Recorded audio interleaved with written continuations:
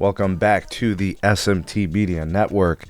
You all may not know this because I probably haven't made many videos on these things yet, but I am a huge college football fan. I love the NFL, I love the association, love the NBA, but I love college football, especially my Ohio State Buckeyes. So I watched this game very closely. I even watched it a second time, was looking at key moments in the game, was looking at key plays and looking for things from these two teams. The Texas Longhorns, Ohio State Buckeyes, the biggest game of opening weekend for college football. And it didn't disappoint. It was absolutely amazing game. It was fantastic. I know there wasn't a lot of points.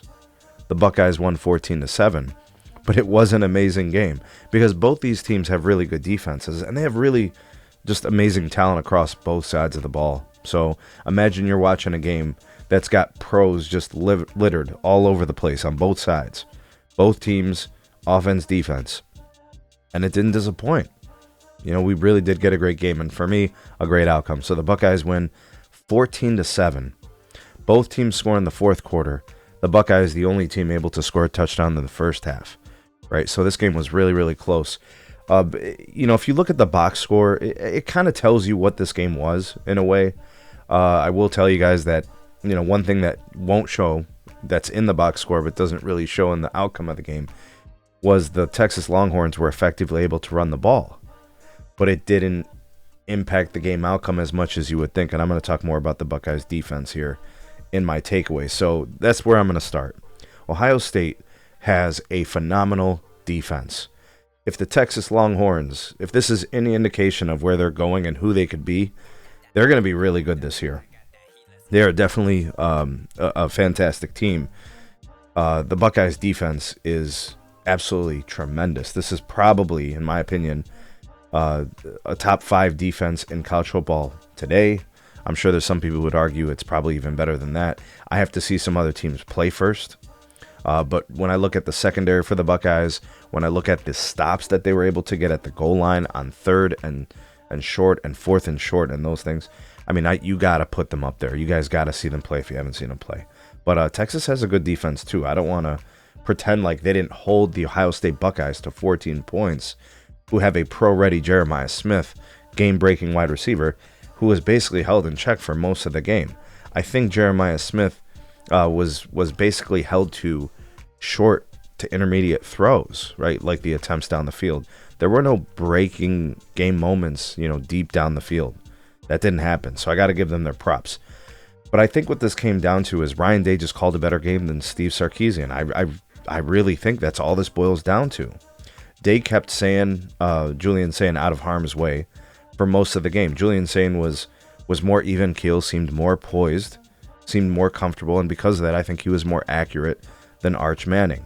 I think Sark put Arch Manning in positions where mistakes could happen, and they did happen. There were multiple opportunities for picks that could have been, field position changing and altering. You never know what could happen with a turnover, but there were positions where mistakes could happen, and that's what happened. Higher risk situations. But we'll tell you this: Arch Manning made some fantastic throws. He is absolutely who they say he is. He has a missile launcher for an arm. He's got fantastic wheels to get away from defenders. His accuracy, in my opinion, is not up to speed with the rest of his abilities and skills. So I do want to mention that at this moment in time, that's not a strength. Maybe the Buckeyes defense influences this, of course, with their pass rush. Their corners and safeties are just fantastic. Very tight defense, not really given the windows to throw. I'm sure they had something to do with this. Ryan Day, I think, stuck to the script, had the leash on Julian Sayin from what I could tell, and I would describe Sayin as showing much more control within the game than Arch Manning for most of the game. Sark clearly wanted to win with Arch Manning throwing the ball. While the Longhorns, while they ran the ball extremely well, they didn't win by running the ball. The Buckeyes secondary, obviously very talented, fast. That didn't feed well into the game plan, if that was the game plan, right? If the game plan was to win on Arch Manning, you're going against the Buckeyes' best level of their defense, right? You got pressure from the line. The linebackers did a nice job too.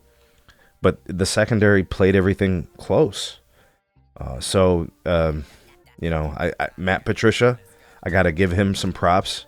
New defensive coordinator of the Ohio State Buckeyes. He's got his guys running on turbo. Interior's tough. All those 4th and 3rd down stops were great, especially in the goal line. The Longhorns, they're not going to drop much in the rankings. They're going to be putting a lot of pain on a lot of opponents this year. They're going to score a ton of points. They're going to beat many good teams. They're going to be just fine. The Buckeyes, still the elite of the elite. In my opinion, they should probably be ranked number 1 after this win. Beating number 1. I don't know what other teams are going to do against what opponents the rest of the day, but I don't see how you go any other way. They look poised to develop their young quarterback, and they're probably going to blow out a lot of teams. A lot of teams really bad this year. I think defensive touchdowns are coming for the Buckeyes. I think the national championship playoff is definitely going to include these two teams. Neither team is a finished product. Ohio State has a lot of new elements, new coordinators, new systems, new players. Lots of pros went to the league. You have a new, young, developing quarterback. Jeremiah Smith didn't really break the game at any point. Texas didn't allow it. Sark wasn't really calling the game as we know him to. There's a lot of things that are subject to change the rest of the year. We didn't really see any wrinkles from either of these teams. But an absolutely marvelous way to start the season. Huge game. Great outcome for my team, the Ohio State Buckeyes. We're looking forward to next week. We're looking forward to seeing some additional games the rest of the day. But we'll be doing a live stream talking about Texas and Ohio State later on today. So tune into that. But thanks for watching. Like, share, subscribe. Check out some more videos. We'll see you guys soon on the next one.